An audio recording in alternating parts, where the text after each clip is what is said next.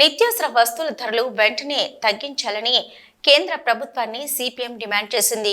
Visakha మద్దిలపాలెంలో CPM తెలిపింది. ఆకాశాన్ని తాకుతున్న నిత్యావసర వస్తువుల ధరలు కేంద్ర రాష్ట్ర ప్రభుత్వం అదుపు చేయాలని, ఆయిల్ దిగుమతిపై పెంచిన సుంకాన్ని రద్దు చేయాలని డిమాండ్ చేశారు.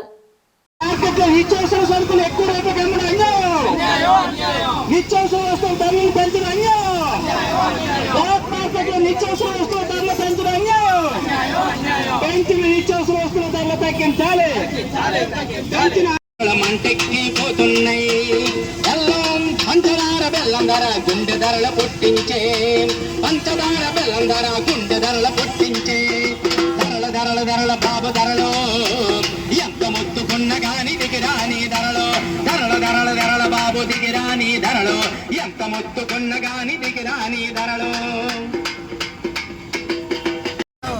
గత 10-15 రోజుల నుండి నిత్యావసర సరుకుల ధరలు అనేది విపరీతంగా పెంచినటువంటి నిత్యావసర ధరలని రద్దు చేయాలని చెప్పి సిపిఎం పార్టీగా మేము డిమాండ్ చేస్తున్నాం.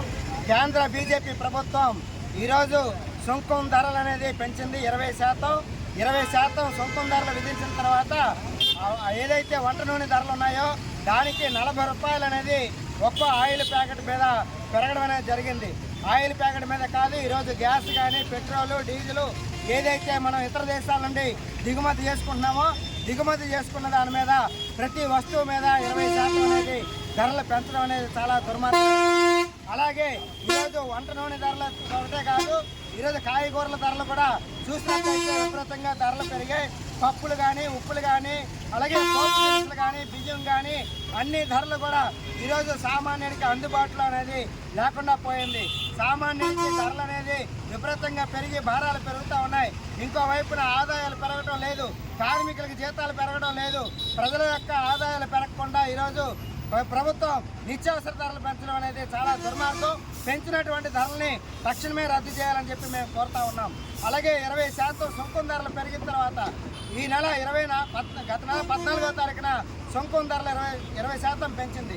14వ తేదీ ముందు ఏదైతే సరుకుల ధరలు ఉన్నాయో వాటిని పెంచకూడదని చెప్పి ఆదేశాలు ఉన్నప్పటికీ కూడా బ్లాక్ మార్కెట్లో ఉన్నటువంటి వ్యాపారస్తులందరూ కూడా ప్రస్తుత ధరకి విక్రయించడం అనేది చాలా దుర్మార్గమైనటువంటిది.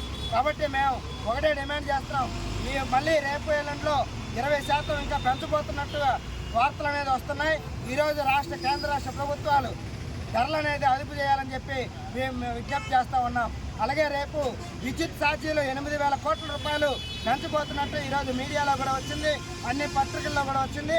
కరెంటు ఛార్జీలు రద్దు చేయకపోతే గత 2000 సంవత్సరంలో ఇదే చంద్రబాబు నాయుడికి పట్టిన గట్టి మళ్ళీ పడుతుందని చెప్పి మేము సిపిఎం పార్టీగా హెచ్చరిస్తున్నాం.